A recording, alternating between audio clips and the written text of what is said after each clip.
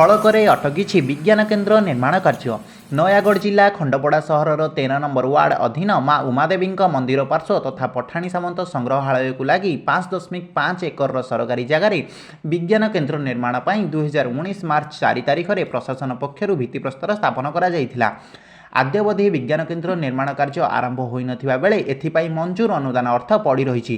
ପଠାଣି ସାମନ୍ତ ସଂଗ୍ରହାଳୟ ସହ ବିଜ୍ଞାନ କେନ୍ଦ୍ରର ସ୍ୱତନ୍ତ୍ରତା ପଠାଣି ସାମନ୍ତ ମାଟିକୁ ଅଧିକ ଗୌରବାନ୍ୱିତ କରିବା ସହ ବିଜ୍ଞାନ ପ୍ରେମୀମାନଙ୍କୁ ଅଧିକ ଆକର୍ଷିତ କରିପାରିବାର ଆଶା ରହିଛି।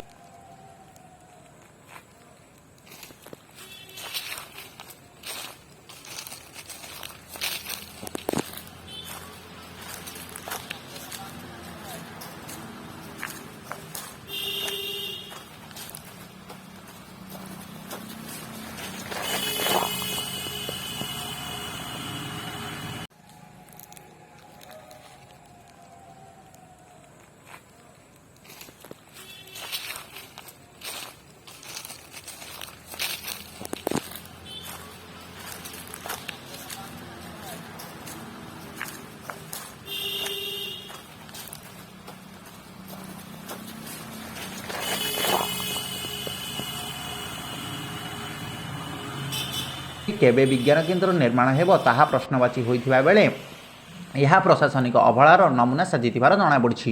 ନୟାଗଡ଼ରୁ ସରୋଜ କୁମାର ସାହୁଙ୍କ ରିପୋର୍ଟ, ସମ୍ବାଦ କେଶରୀ।